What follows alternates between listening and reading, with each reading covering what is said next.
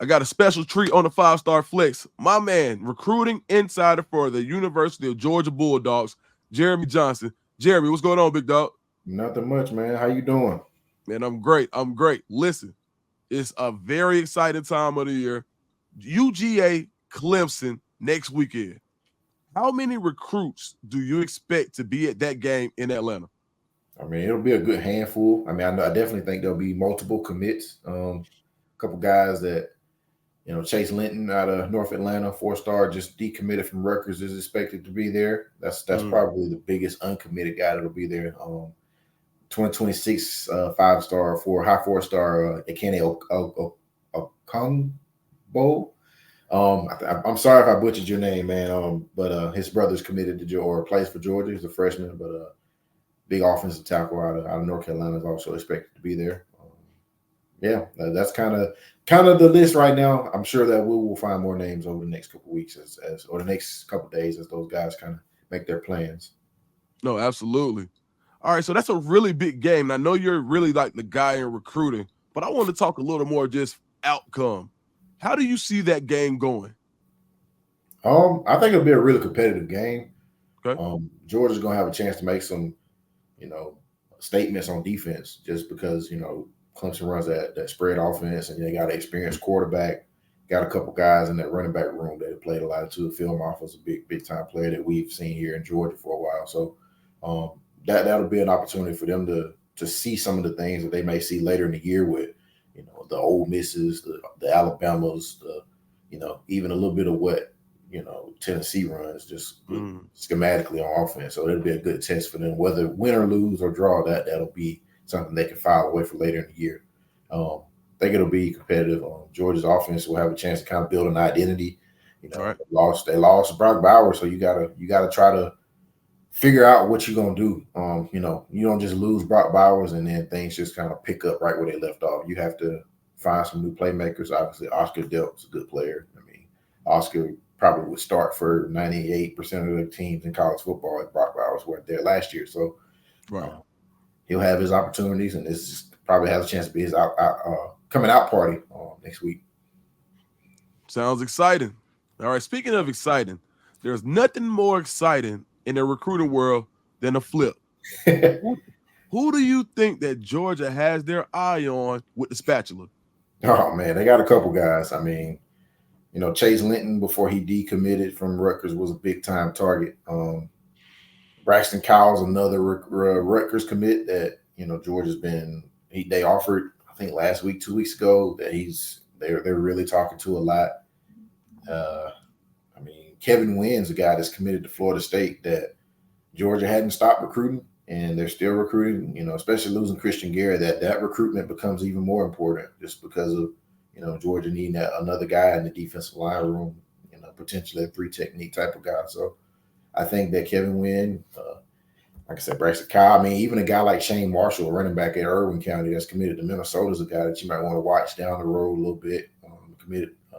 He came in for camp, I want to say the last week of July. So Tay Harris is somebody they're communicating with, obviously committed to Clemson, but I don't really feel like there's anything happening there at this time. It's just more of a hey, how you doing, and still communicating, keeping the bridge, open a little bit there. But obviously he's a former Georgia commit that ended up going to Clemson. So um, that's kind of the main guys right now. I mean, obviously you Mm. still got Justice Terry and Elijah Griffin out there uncommitted. So those are some big time targets there.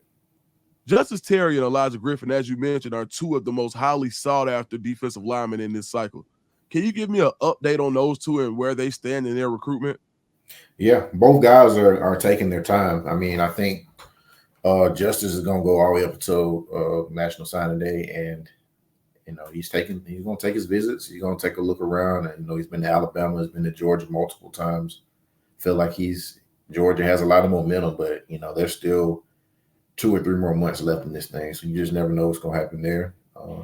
Elijah, he cut it down to 3. I want to say it was last month sometime. He cut it down to Miami, Georgia, USC.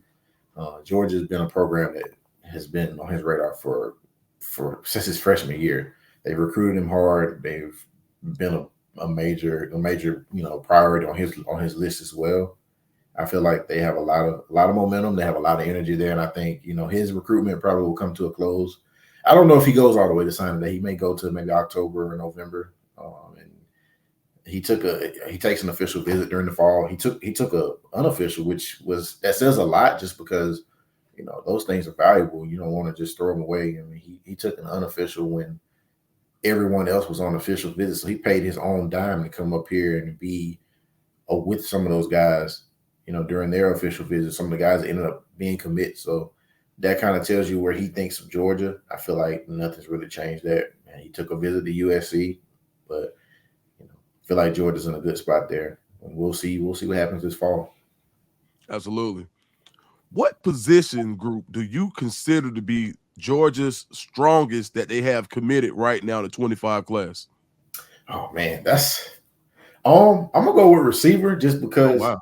like, I feel like there's a lot of the whole why does Georgia keep missing on 5-star receivers, and obviously Travis Smith and CJ Wiley both committed elsewhere. Those are the two top guys in the state of Georgia. But I mean, you start looking at this group. I went and watched Landon Rolden play the other day. I think he's extremely talented. Tyler Williams is a big play guy that I think we don't really see. Think about how big he's 6'1", 6'2".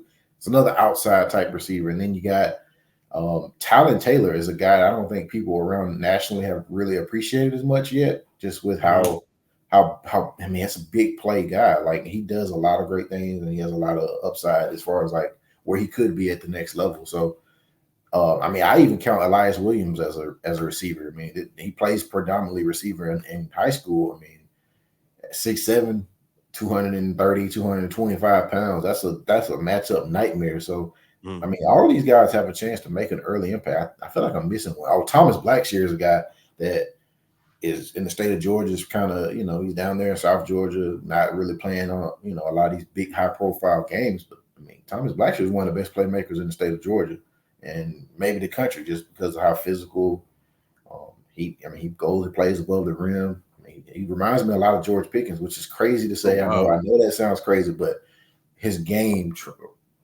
there are some of the things, and even personality wise, that kind of remind you of Justin or George Pickens. So I'm really high on that group. I mean, even when you throw Elias Williams in that group, Ethan Barbour, we're going to say pass catcher. Ethan Barbour is one of the best route running tight ends in the country. So Georgia did a good job with that group this year, and I don't think we, have done a great job, selling it. I mean, I think that group is really special. So, Speaking of great groups that Georgia usually gets, it's the offensive line.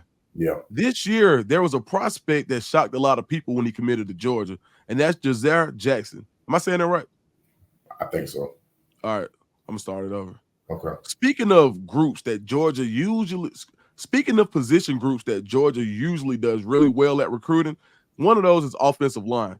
This year, Georgia took an offensive line in their class that's now in fall camp already that shocked a lot of people. Jazar Jackson, the former basketball prodigy, is now offensive lineman. Have you heard anything about how his camp has been going and how he's performed?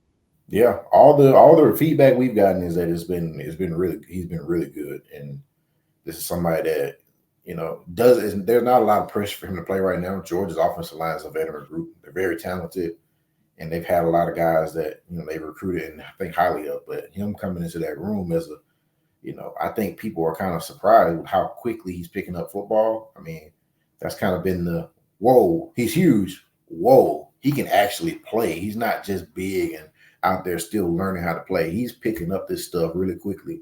I mean, the guy's essentially been a professional athlete for the last 3 years, and those work habits show. I mean, I've had people tell me he's a generational talent. He's a guy that could be a $200 million player at some point. Like, that's high praise for a guy that's not played football since early in his high school career. And he's mostly been a basketball player, but that athleticism, those feet, the 6'9" frame, it's just things you can't teach. So, we'll see. I mean, we'll see. I don't know what his role will be this year, but that next year and the year after are the years where he can have a chance to have a big impact. That's exciting for Georgia fans, I'm sure. All right, last question before we get out. Are there any more standouts that you heard about from fall camp since it just wrapped? Nate Fraser's been the guy that everybody keeps talking about. 5-star Mm, signing out of Mater Dei. He split carries at Mater Dei just because Jordan Davison's amazing as well. mm-hmm. I think he's the guy that he came in. He came in late. He didn't get a chance to come in the spring, so I think we probably would know more about him if he played in the spring. But I mean, he's been a guy that's been making big splash plays in practice, and I mean it tracks because of the way he plays. He's a home run running back. I mean, Georgia's got a couple guys like Trevor Etienne and Rod Robinson, and even Branson Robinson when he gets back, they can pound you a little bit. And Trevor Etienne's a versatile guy that can do a little bit of everything, but Nate Fraser gives you that hand it off on the 20 and he go 80. He gives you that, and he also can run in between the tackles because he's not a small guy. So he's the complete package. And everybody keeps bringing up the DeAndre Swift and the Sony Michel's. When you start invoking those names in Georgia circles, that means that's a really good football player. So we'll see what his role is this first week. So, but I think he has a chance to have an early impact. And that's saying a lot because he's only been here for a month maybe. So. Oh wow, Jeremy, thanks so much. It's been fun.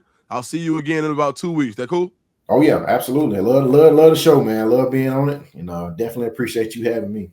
No, for sure, man. Thanks a lot, Jeremy from Dogs HQ. Let's roll.